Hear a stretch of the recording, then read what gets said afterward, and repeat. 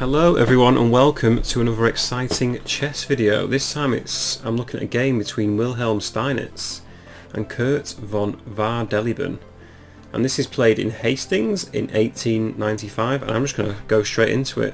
And Steinitz plays 1e4, Black plays e5, we get knight f3, knight c6 is played on the board, followed by bishop c4. So White's aiming at this f7 pawn already. And Black plays bishop c5. So here White plays c3, hoping for an early d4, whilst Black now plays knight to f6. So Steinitz immediately clashes into the centre with d4. Black takes, obviously, and c takes d4, followed by a bishop b4 check because the bishop was attacked, and the king for White is now checked. So White's got a variety of moves. So if bishop d2 here, which is actually a main move, what happens if Black now takes on e4? Well, they would follow bishop takes b4, maybe knight takes b4. And White can here now play bishop takes f7, followed by king takes, queen b3, check. And after d5, queen takes b4. It's a relatively even game. Black will now probably play rook f8 and play king g8 to try and hide the king, and White will probably just castle. Instead of knight takes e4, bishop can take on d2 and knight can take on d2. d5 again, and if e takes, knight takes and queen b3. Maybe knight ce7 and castles and rook f1. Again, we get into a relatively even game. Maybe I prefer Black because this pawn might become weaker in the end game, but who knows. Instead of bishop d2 though, White decides to block with knight c3, and here we have a variety of moves again that Black could play. So what happens here if Black takes on e4 with the knight? Well, White should castle, and if bishop takes c3, White should now actually play d5.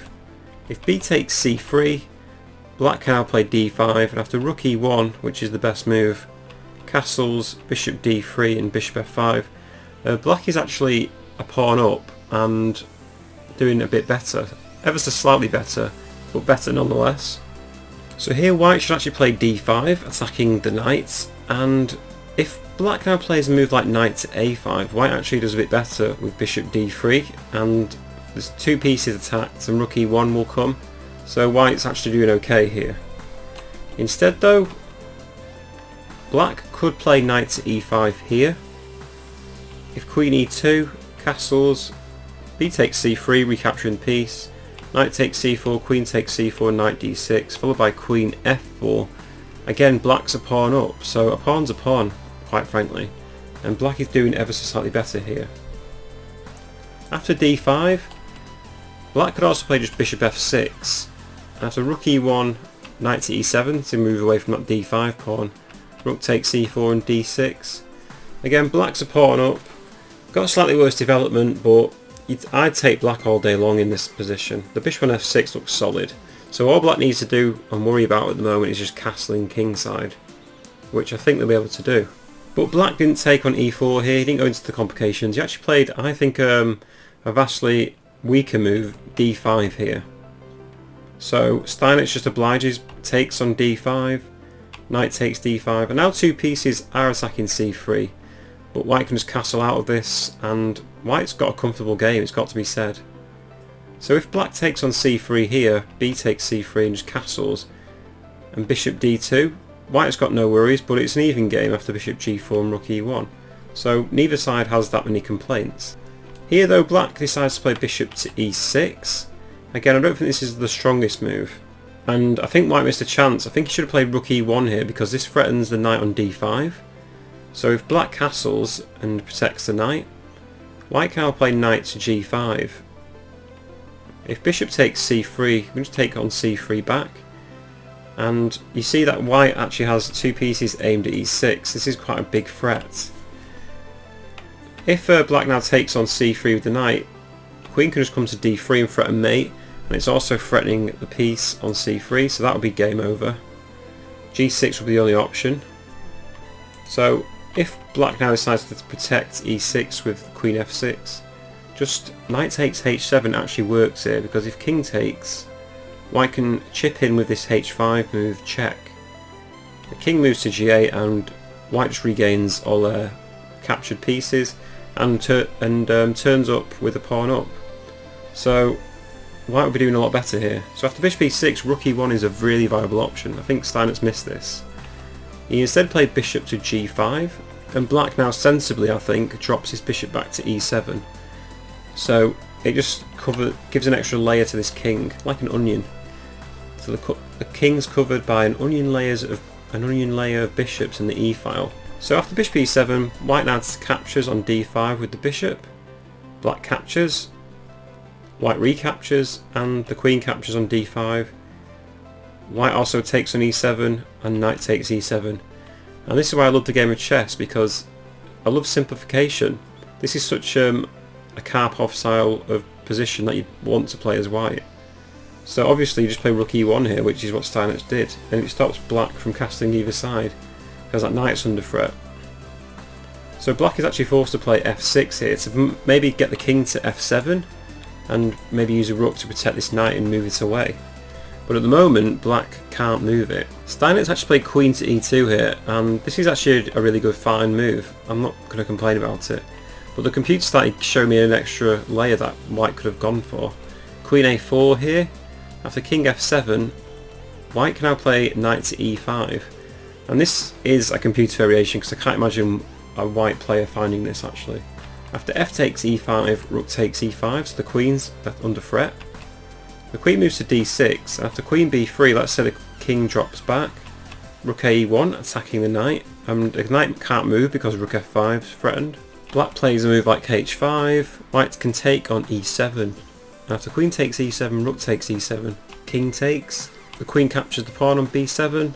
After rook a d8, just play h3, and definitely according to the computer, white's winning this position. I think it's mainly due to the amount of pawns that white has. Usually the two rooks versus the queen is better for the person with the two rooks, but in this position I think white's just got that extra layer of pawns. But here Steinitz played a fine move, like I say. Queen e2 is a perfectly acceptable move, just the threatens mate on e7. So black's forced to play queen d7 to protect, and rook ac1 is played by Steinitz here. So putting his other rook onto the other open file. This is all very logical and easy chess at the moment. So here black plays c6 to blockade the c file, and I think he missed this move now. What would you play in this position? I'll give you 5 seconds. So Steinitz came up with the brilliant move d5 here, and what this does is just create space for the knight to jump into. So after c takes d5, knight d4, and knight f5 is a massive threat now. So black does the logical thing and gets off the open file. But now Steinitz jumps in with the knight to e6 and threatens rook c7. Black does the logical thing, rook hc8, what you'd expect. But Steinitz comes up with this genius move, queen g4, attacking g7. After g6, white can now just play knight g5, check. And if the king moves away, say to g8 or g7, the queen will just take the queen and it'll be game over. So king e8 is forced to protect the queen. And Steinitz plays a really good move now, a genius move I would say. Just rook takes e7. And you may be thinking, what's so genius about this? Well, if queen takes e7, white can now play rook takes c8. After rook takes and queen takes, black's forced to play queen to d8. After captures, just play knight f3. It's game over, white's a piece up. Thank you very much. And I say it's genius because he has to calculate the other variation here, which is just simply moving the king to f8. So what white needs to watch out for now is rook takes c1 checkmate. So if for instance here just rook takes the queen, rook can capture here, and after queen to d1 checkmate, it's game over. So white's got to be very careful indeed. Again, after king f8 though, white now just plays rook f7. And again the queen can't capture this rook because rook c8 check, so the king's forced to move away again. But here we can play rook g7, and again the queen can't capture it because rook takes c8, and the king can't capture because the queen will take it with check. So black's a bit screwed here. So if black decides to try and repeat with king f8, knight h7 can be played, and again after king takes g7 just queen takes d7 check, and if king e8 just queen takes d7 is checkmate. So king f8 is an option. He plays king h8 instead. And after rook takes h7 check, black actually resigned here. And I'll tell you why. It's because after king g8, rook g7 check, if the king goes back to h8, white can now play queen h4 check. And king takes g7 is forced. The queen goes to h7 with check, king f8. Again, we can't capture this queen because rook takes c1 will be checkmate. So white has to go for this 10 move checkmate with queen h8 check, king e7. And now white should play queen to g7. And if king e8, just queen g8, king e7 and queen f7. If the king goes to d6 here, queen takes f6, queen e6 and queen takes e6 is checkmate. And if the king goes to d8 here, white can just simply play queen f8, queen to e8 and just knight to f7 check. The king's forced to move up and queen d6 actually checkmates to black king.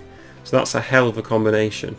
So I think here black should have played on. I think it's quite obvious that white's going to win, but it would have been nice to see it in the actual game. But anyway, I thought this was a really nice game just because of the Karpovian way that white just held this little advantage here after queen to e2, and the way that Steinitz found this genius move of, actually I think just playing d5 is a genius move in itself, giving the knight space to jump into f5. So again, after this little technique here, this is a nice move and I just thought it's worth showing you in a game. Anyway, I hope you enjoyed this game, thanks for watching, and I'll be with you with more chess videos very soon. Thank you very much.